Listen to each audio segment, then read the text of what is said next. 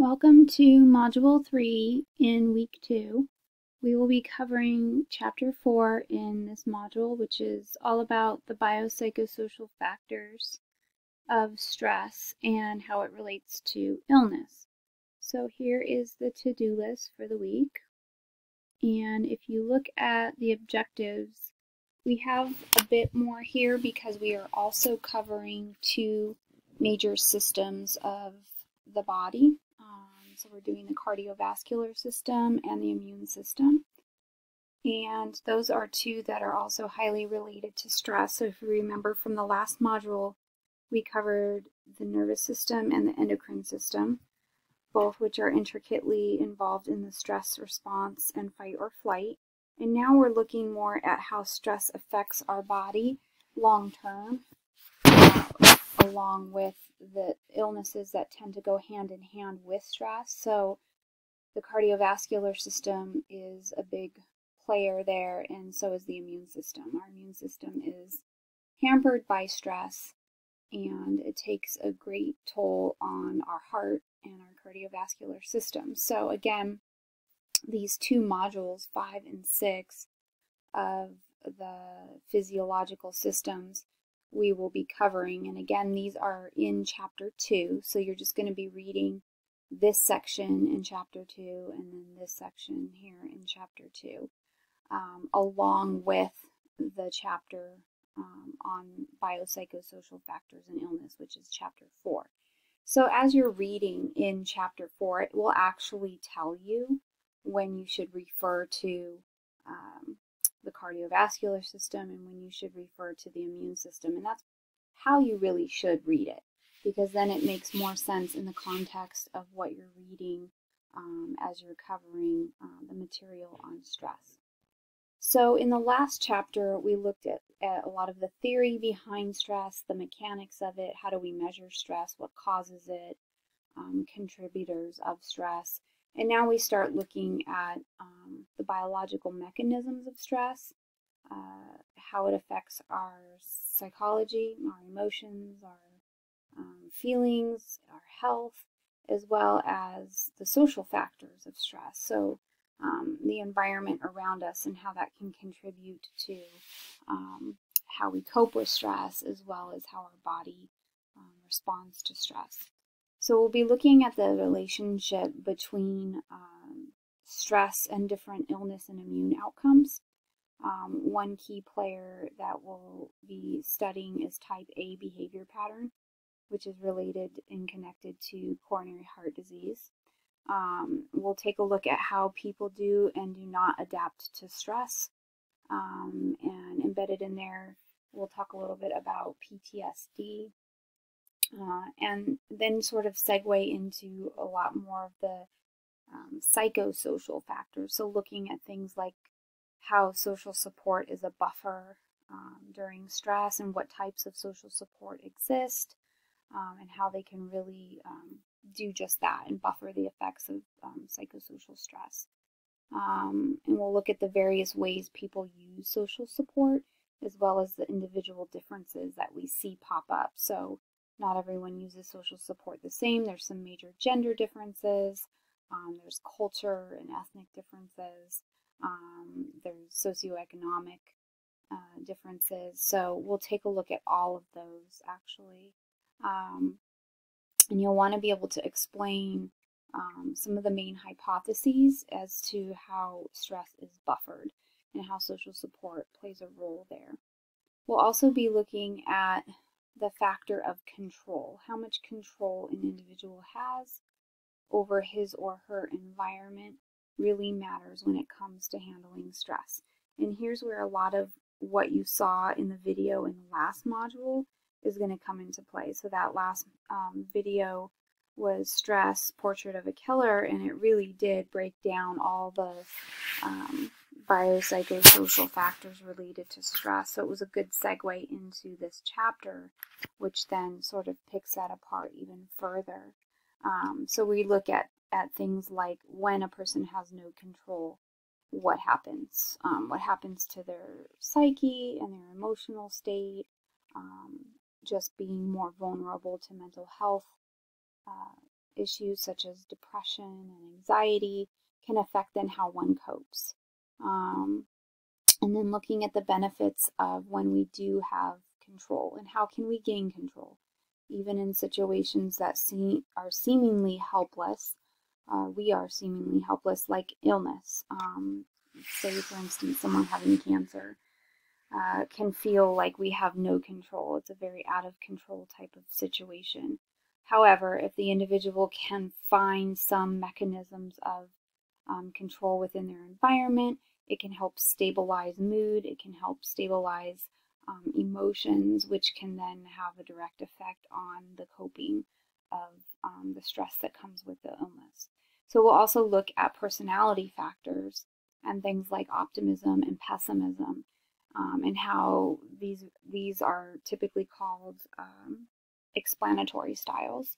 And it's basically people's way of explaining situational stressors or life stressors, and how doing so can affect then the coping, directly linked to learned helplessness. A lot of times people who give up in coping and do not deal well with stress is because they've learned a sort of helplessness. They've maybe made attempts to cope and that hasn't been successful, and so they stop trying, and this is very linked to depression. And we'll also look at the flip side, a concept called hardiness, when people have control and they feel like they can exercise some degree of success in managing their surroundings and life situations. They tend to deal better with stress, and it's said to be like a hardy type of personality. But there's some factors involved with that, such as emotional disclosure. Individuals who cope well are often very good at disclosing their feelings, and sort of working through any emotional issues or trauma or setbacks, and when people can do that, they have more success at dealing with stress overall. Sense of coherence plays a role, and so all of these, sort of in a nutshell, just kind of point to how so many of our aspects of our personality can either make us vulnerable to stress or can make us more resilient. And here's where we look at the 5-factor model of personality, and it's going to tie in really nicely actually to the readings that you all are doing in the Longevity Project, which is basically looking at some of the biggest key personality factors and how they play a role in our health long term. So we'll be, hopefully that will piggyback on a lot of what you've been reading in that book as well. We'll look at the diathesis stress model, which is really just a way of explaining how our biological set points and our genetics, combined with our environmental exposure to various things in our life, sets the stage for how we deal with stress. So one of the big questions is why is it that some people lose a job and they fall apart, other people lose a job and it propels them forward and they do better, even though it's the same situation, such a difference. And it has a lot to do maybe with just genetics. We're all given something to start with in terms of what we inherit, and that can often dictate then what we do with life circumstances and environment. So we'll just be looking a lot at the pathways of that and how it can lead to illness and physiological changes in the body. We'll also be taking a look at our reactivity and how this plays a part in the various systems of our body. So cardiovascular, immune, endocrine, nervous system all play huge roles in how reactive we are to stressors. So we'll be looking at specifically the area of psychoneuroimmunology and the psychosocial elements that can affect our immune system. And you're going to want to be able to explain the various disorders that can affect those systems. So when under stress, how does that play out in our immune system? Like, what types of illnesses might we be more privy to? How might it play a role in other systems we haven't talked as much about, like the respiratory system or the digestive system? What sorts of diseases can occur when our body is in a state of constant stress or long-term stress? And you're also going to want to be able to explain the connection between, in particular, stress and hypertension, as well as coronary heart disease and cancer. Those are three of the leading killers in the U.S., and they're very highly connected to stress and how we deal with stress.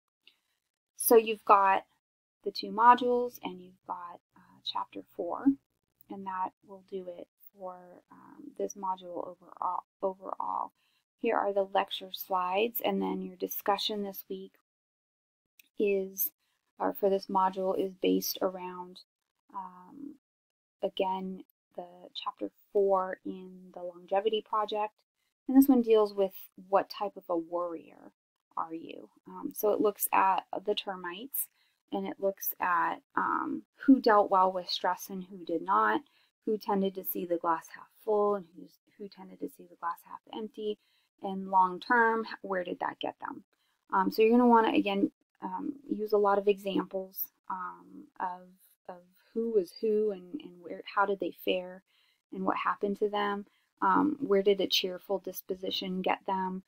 Those who were a little bit more neurotic, how was that related to longevity? Is worrying helpful to one's health? What did the longitudinal research show over the lifespan of these individuals who were studied? So those are the questions you're answering, but don't forget those come second to you completing the chapter assessment first. So you're going to score yourself and find out what type of worrier you are, and then you're going to discuss that. You're going to interpret your score and then answer these questions. I'm also including the cite as you write instructions so that you all can make sure that you're citing correctly as you're going. You're going to be using the Longevity Project, and you're going to be using the Serafino and Smith book, and you want to make sure that you're citing those correctly. Again, if you're using a direct quote, you need to have it in quotation marks around it, and you need to cite the page number.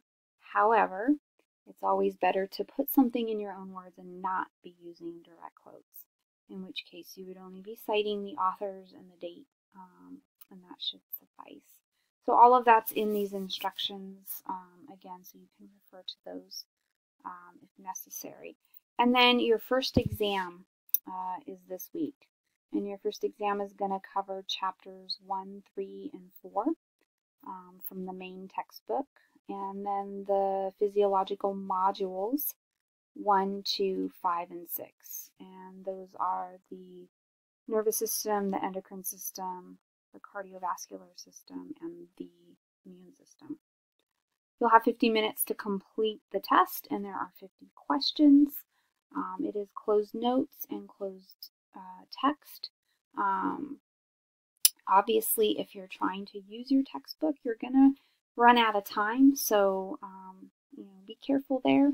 You should have plenty of time to finish the test in the allotted amount of time. Once the exam reaches the 50-minute mark, it will close automatically on you no matter where you are. You just want to make sure when you're taking the test you have a reliable Wi-Fi connection.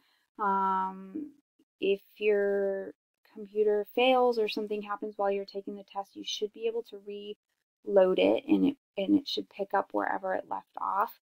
But I can't always guarantee that. So I always say, be careful, have a backup if you can, or be in a place where you have reliable Wi-Fi. And that pretty much does it. But seeing as how this is your first exam, if you have any questions this week leading up to the exam, please let me know. The exam is going to close on Sunday at midnight, and that will wrap it up. All right, everyone, thanks, and have a great week.